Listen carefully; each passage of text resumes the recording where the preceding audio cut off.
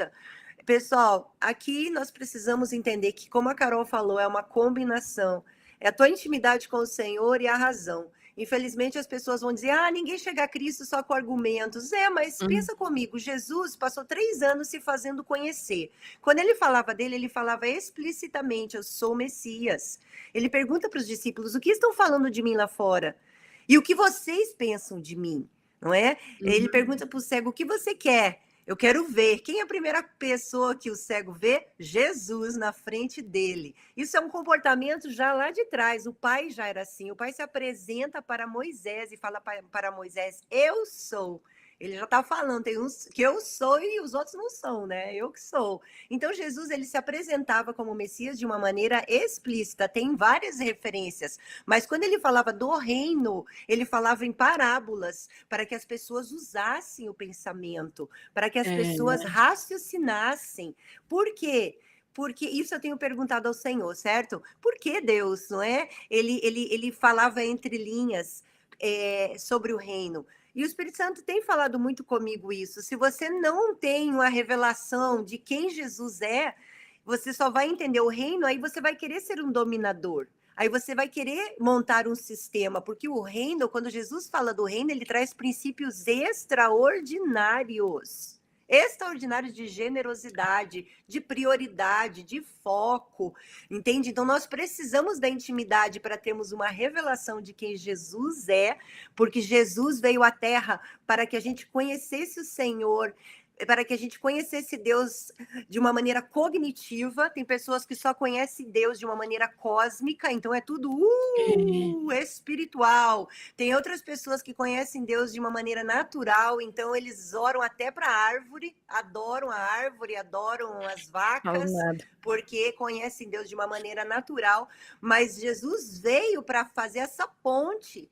E ele ajuda a gente a conhecer Deus de uma forma cognitiva, nas emoções, nas dúvidas, nos argumentos. Então é super saudável ter dúvida. O que não é bom é ser cética, é ter sarcasmo, é a mulher que vem para o poço de Jacó e Jesus fala para ela, eu tenho, não é, uma fonte de água viva para você. Se você soubesse quem é que está pedindo essa água, você pediria a mim. E ela ali fala assim para ele, mas você não tem nenhum recipiente para pegar água. Ela é sarcástica com ele a princípio, mas com amor. Ele estava sendo um apologista, não é não, Carol? Com Jesus amor, apologista. ele vai falando ali, que aí ela fala, eu quero dessa água.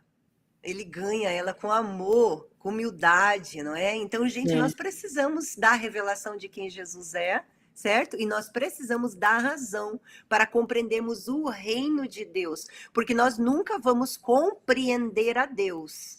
Nós nunca vamos compreender a Deus de uma maneira racional. Nós somos limitados. Como é que você vai compreender um ser eterno de uma maneira racional? Mas o reino de Deus se compreende de uma maneira racional, com a revelação de quem Jesus é na nossa vida. Eu amo, porque só assim a gente combate o sistema que vem contra toda a lei de Deus, não é?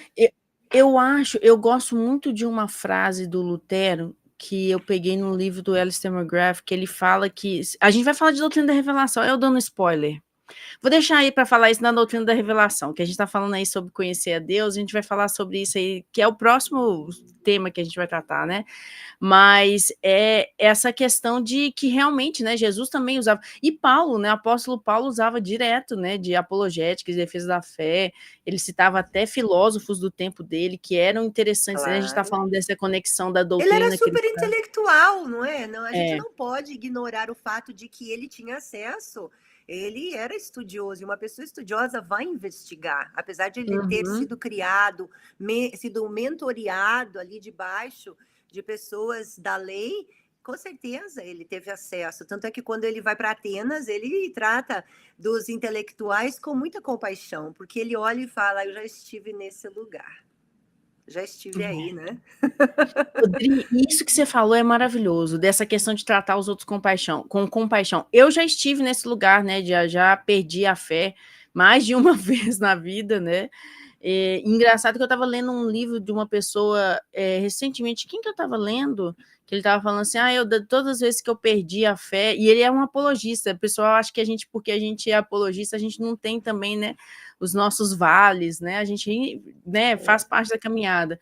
E aí é engraçado a gente falar isso, dessa questão, né, das dúvidas que acontecem, assim, dos vales, que eu, por exemplo, né, eu já tive, né, como eu estava falando, já tive essas questões de dúvidas, e foi impressionante como Deus arrumou um jeito de se revelar para mim, assim, através até das coisas que não eram efetivamente, assim, através da Bíblia, ou efetivamente através de livros teológicos, mas de que Deus usa as coisas que estão próximos de nós, né, para se revelar. O Lewis fala isso também, que Deus é meio inescrupuloso.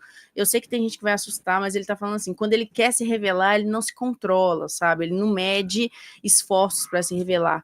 Então a gente tem que jogar, né, lançar o que a gente sabe, até do ponto de vista racional também, porque a gente não sabe quando que aquela semente, até de intelectualidade, racionalidade que a gente vai jogar na pessoa, vai semear, vai trazer, vai dar aquele clique na pessoa e vai falar assim, olha, nossa, aquilo ali que aquele crente me falou algum dia, agora faz sentido, eu vou buscar entender mais, sabe? Eu acho que é lançar essa semente de curiosidade. Eu vejo que a mulher samaritana, depois que ela encontra com o Senhor Jesus no poço de Jacó, ela sai correndo e fala assim, olha, eu encontrei um homem que sabe tudo de mim.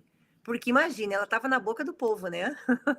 Ela estava na boca do povo, inserida num sistema que provavelmente requeria um nível de status ou uma família, né, perfeita para ser aceita. Então ela ficava tentando 1, 2, 3, 5, sexta vez que ela está tentando. Então quando ela chega, ela volta para aquele sistema com os rios de águas vivas, com a plenitude de Deus. Ela fala: eu encontrei alguém que conhece toda a minha história. Será que ele não é o Messias?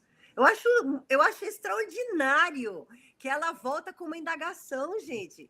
Ela não volta falando, ela já agora eu tinha sou tido uma melhor que ideia, né? vocês. Não, que às vezes para ela inicialmente...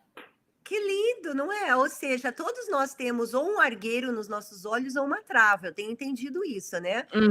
Não adianta, a gente tem tanto mais para aprender. Eu fico assim, cada dia mais olhando para a minha vida e falando, gente, eu preciso aprender mais com a Carol.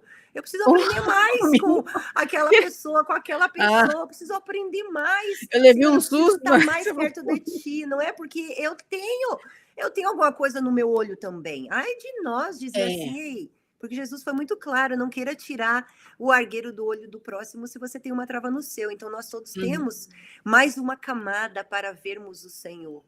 Não é? Então, a apologética cristã vai nos ajudar, não é? Vai nos ajudar com tudo isso. Fortalecer. E a nos fortalecer, né? Então,